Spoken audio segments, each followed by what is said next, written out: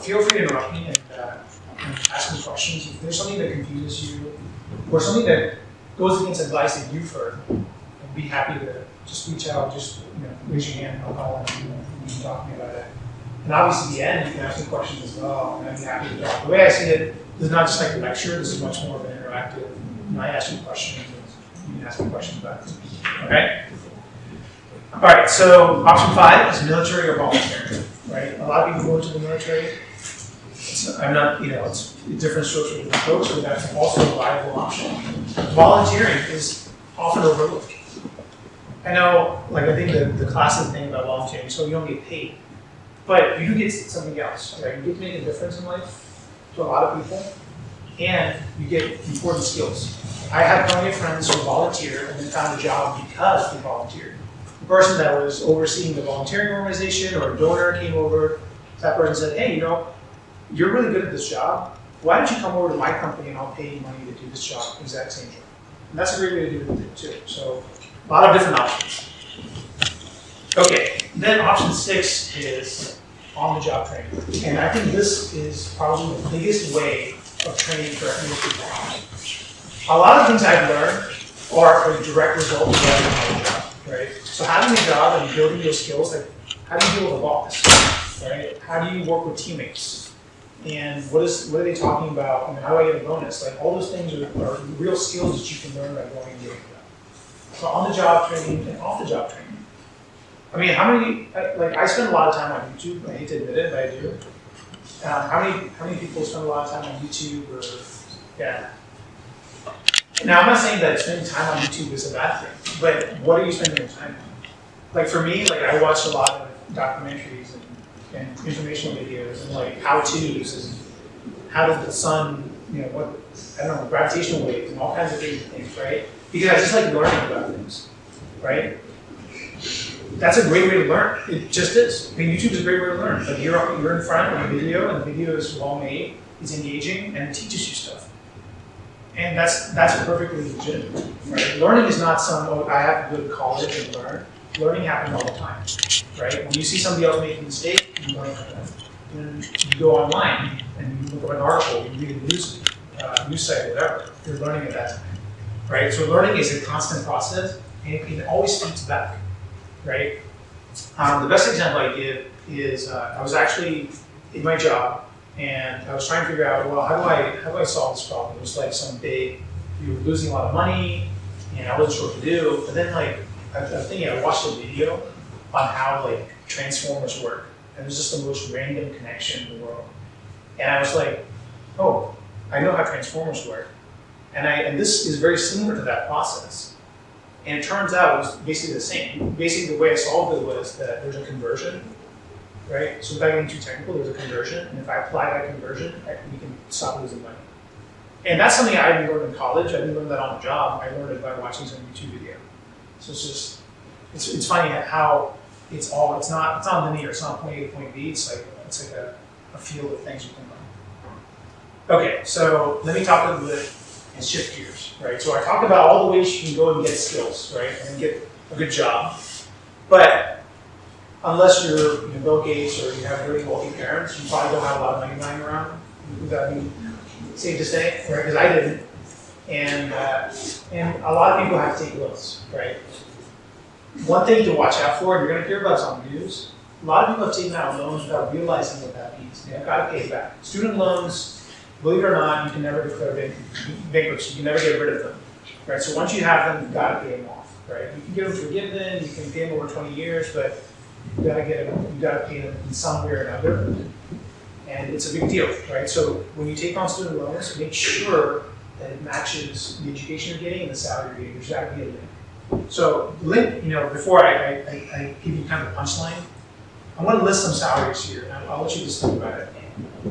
So on the left is actually Forbes' list of the highest paying salaries for college grads. And I'm going to just read out to you. There's computer science, there's electrical engineering, there's chemical engineering, there's physics, there's information sciences, there's nursing, there's civil engineering, there's statistics. What jumps out at you? What's very common here? Yes, right there. A lot of science and math.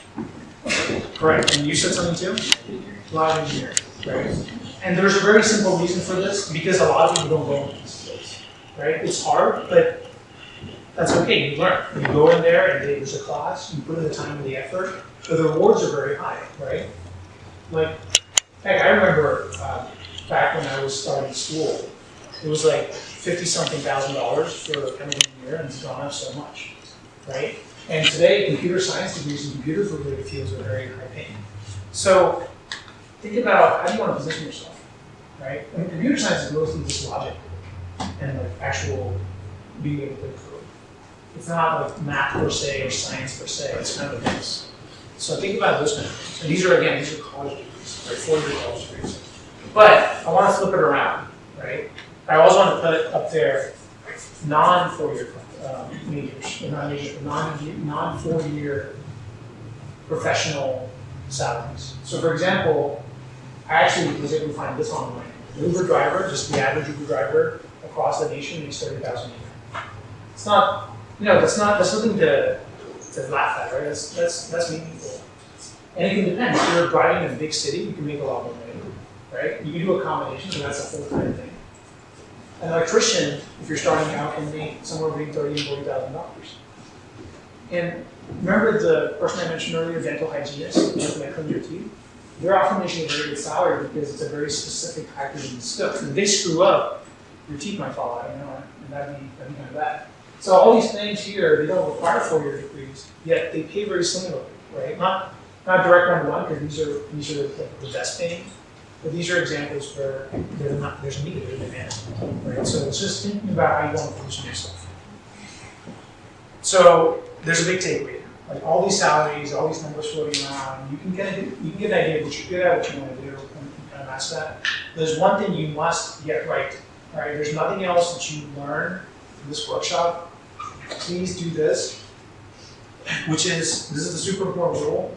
Never let your student loans be a significant portion, a significant multiplier of your salary. Ideally, they should be less than your annual salary. Okay, so very simple. If you're never going to make $50,000 a year, what should your student loans be less than? 50, all right? Now there's some wiggle room, right? Like you can maybe go a little bit higher. You should go lower if you can. But like if you're starting to get too high, like let's say instead of 50,000, now you're at 75,000 or 100,000. That's very, very hard to pay off. It's very hard to pay off for a reason that you will never guess. It's very hard to pay off because the student loans build over time. It's not just 100,000 or 50,000. It's more. You're paying interest, right? And if you ever plotted that out, if you have time, you have spare time, and you're not watching YouTube videos, go ahead and plot it out, and you'll see how much it is over a long time. In fact, for most people, if you have $50,000 salary, right, and you take $50,000 out in student loans, it would take you almost 10 years to pay that off. I know that boggles your mind, but that's how it works. That's how it works, right? But that's a great thing, because if you didn't have that access, you might not be able to get that done. But think about the interplay between those things. Okay? And so I'm just going to pause there real quick before I move on. Does anybody have any questions about this? Yes. So, you use globalization a lot, and I'm not really sure what it means. Great question. Globalization is just a fancy word by saying that like jobs and people aren't just restricted to one country. It's like, you could call up somebody in customer service and somebody in China can pick up the phone. You can go online and the person that wrote the article could be from Ukraine. It's that. It's not limiting anything, right? Like the shoes you buy, Nike shoes or whatever, most of the shoes you buy are made in China. That's an example of globalization, right? And it's happening all the time. It's just getting further. Great question, by the way. I really appreciate it. Yes, Dr. Did you follow this rule of going to a school that is going to be less, or that's going to allow you to pay the student loans? Because you said $300. Yes. $100,000. So let me answer it in 2 ways. First, I went to UVA, public school, very low in tuition relative to everything else.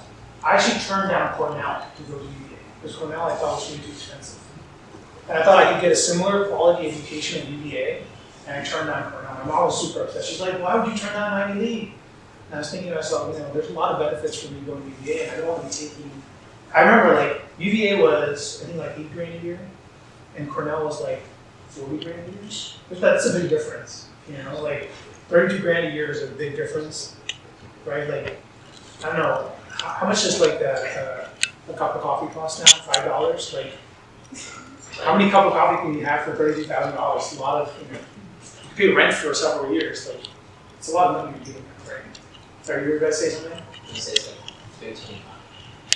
Yeah. You got a dollar extra chocolate. But, so that's part one.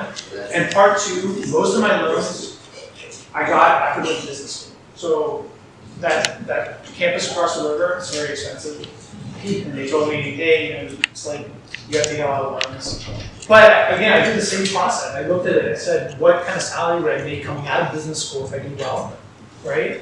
And it's worth it. It follows this rule, right? Like I would expect to make more than $100,000 coming out of business school. So I followed this rule. I really did, 100% true. And I know, like, again, there's some wiggle room. It doesn't have to be one-to-one. Right? Especially if you think that long term, it's going to put you off way better, right? Like maybe it's you take out $50,000, you're only $40,000 coming out, but within a year you'll be at 80. That still works out, right? You got to think about the long term implications. All right, great question so far. Yes. So, what would be better, go to a community college, then move to another college, or just go directly to one college? It's up to you. I just different strokes for different people. For me, like I liked school. I was good academically. I wanted a very rigid process, so I just went UVA straight.